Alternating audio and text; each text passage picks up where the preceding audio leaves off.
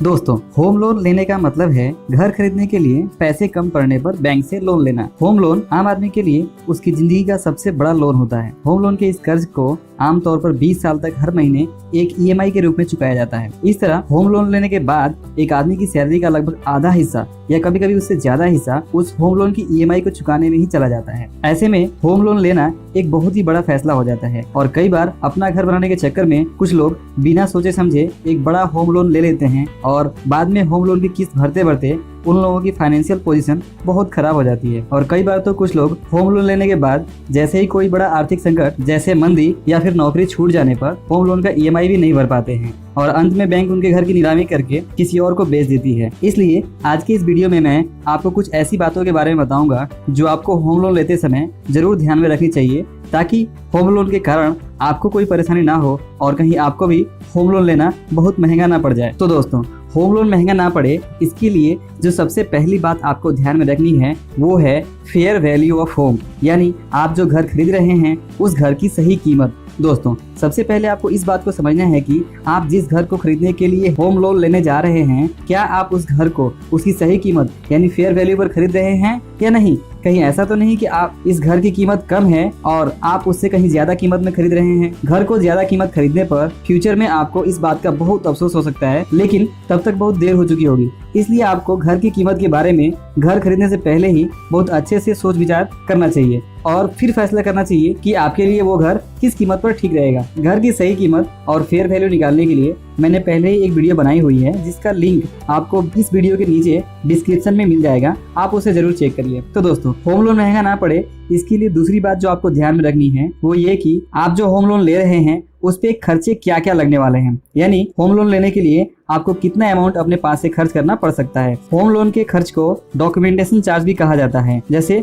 Home loan का processing fees, mortgage fees या other charges. और इस तरह के चार्जेस कभी कभी होम लोन के कुल अमाउंट का 1 से 2% तक हो सकता है। जैसे अगर आप 20 लाख रुपए का लोन लेते हैं तो 20 लाख का 1 से 2% यानी लगभग 20,000 से लेकर 40,000 रुपए तक आपको एक्स्ट्रा खर्च करने पड़ सकते हैं। तो इसलिए जब भी आप होम लोन लें तो इस तरह के खर्चों के बारे में जरूर पता करें और फिर सही फैसला करें। दोस्तों, इसके अलावा होम लोन महंगा ना पड़े इसके लिए तीसरी बात जो आपको ध्यान में रखनी है वो ये कि home loan interest rate type, यानी होम लोन पे लगने वाला ब्याज किस प्रकार का है। दोस्तों, होम लोन लेते समय आपको कम से कम ब्याज दर तो लेना ही चाहिए। साथ ही इस बात का जरूर ध्यान रखना चाहिए कि आप जो होम लोन ले रहे हैं उस पे ब्याज दर किस प्रकार का है। ब्याज दर यानी इंटरेस्ट रेट फिक्स्ड है या फ्लोटिंग। दोस्तों, ब्याज के दर के प्रकार को समझना इसलिए जरूरी है क्योंकि इसी से ये तय होगा कि आपको होम लोन के बदले बैंक को कुल कितना पैसा ब्याज सहित ईएमआई के रूप में भरना है। मैं आपको बता दूं कि होम लोन पे अक्सर 2 तरह के इंटरेस्ट यानी ब्याज दर ऑफर किए जाते हैं।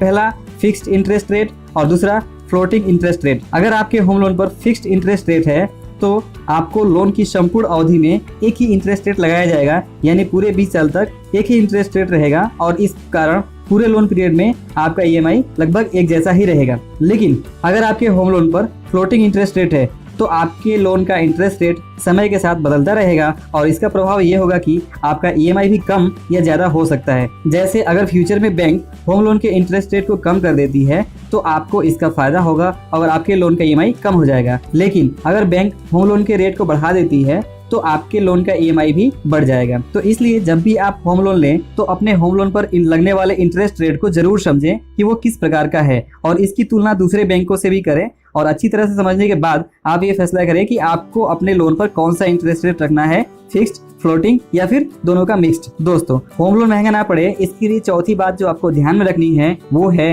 होम लोन के लिए भरा जाने वाला प्री ईएमआई। दोस्तों, प्री ईएमआई का मतलब है सिर्फ ब्याज की किस्त। प्री ईएमआई हमें तब देना होता है जब हमारे लोन का पूरा पैसा नहीं निकाला जाता है। जैसे अगर दीप दास ने 10 लाख का लोन लिया और उसके घर का काम अभी सिर्फ 4 लाख रुपए का ही हुआ है तो बैंक बिल्डर को सिर्फ 4 लाख रुपए ही देती है और जब काम पूरा हो जाएगा तब बैंक बिल्डर को पूरा पैसा देगी। तो ऐसे केस में क्योंकि बैंक ने पूरा लोन नहीं दिया है तो बैंक पूरी ईएमआई नहीं लेती है। जैसे अगर बैंक ने 10 लाख के लोन में अभी सिर्फ 4 लाख रुपए ही बिल्डर को दिया है तो ऐसे में बैंक कस्टमर से 4 लाख रुपए के ऊपर ब्याज लेगी और इसी ब्याज के किस्त को प्री ईएमआई कहा जाता है। प्री ईएमआई का पैसा चुकाने का मतलब है कि आप सिर्फ लोन पर ब्याज दे रहे हैं और इसलिए प्री ईएमआई पूरी तरह से कस्टमर के पैसे का नुकसान होता है। और ऐसे में आपने जो घर लिया है वह घर बिल्डर आपको देने में जितनी देरी करेगा आपको बैंक को उतने समय तक प्री ईएमआई भरना पड़ेगा। और इसलिए होम लोन लेते समय आपको इस बात का ध्यान रखना चाहिए कि आपको कम से कम प्री ईएमआई भरना पड़े